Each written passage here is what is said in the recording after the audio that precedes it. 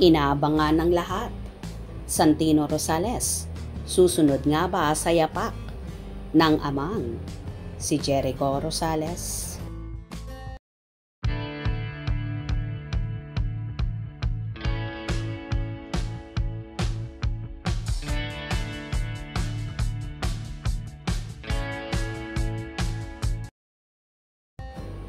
Nagbahagi nga ang international football player at model, ang anak ng aktor na si Jericho Rosales, walang iba kundi si Santino Rosales, ng video sa kanyang Instagram kung saan may ini-endorso siyang perfume.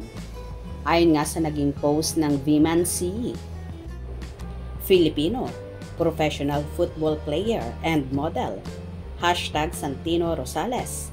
At Santino Rosales understands the art of selecting the right perfume for every occasion.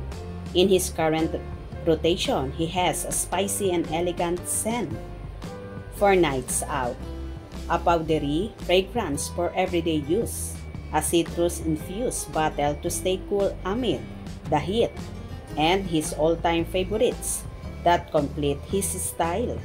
As Santino shows, it's a deeply personal process, discovering fragrances that work for you. Hi, my name is Santino Rosales from the Philippines. I'm a professional football player and a professional model as well. These are my current favorites from my perfume collection. This is one of my more recent bottles. This is YSL Tuxedo. Very spicy, elegant. It's a perfect fragrance for a night out or intimate dinner. This one is Gris Dior. I would describe it as a powdery fragrance, very versatile. Yeah, you can use it every day basically. That's why I like this fragrance, and it's not very masculine, not very overpowering. Next is one of my all-time favorites, Tom Ford Ombre Leather. For me, one of, if not the best leather fragrance on the market right now. They have the Parfum as well. This is the EDP. The Parfum is more floral in its own right. I prefer this, which is a more direct car leather type of smell. It's pretty hot in the Philippines, as you know.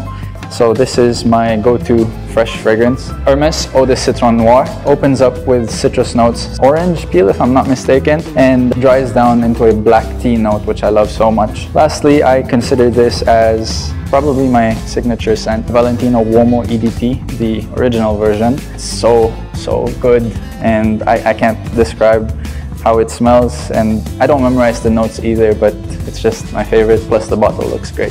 So this has been Santino Rosales of the Philippines, and I hope to see you on the next one.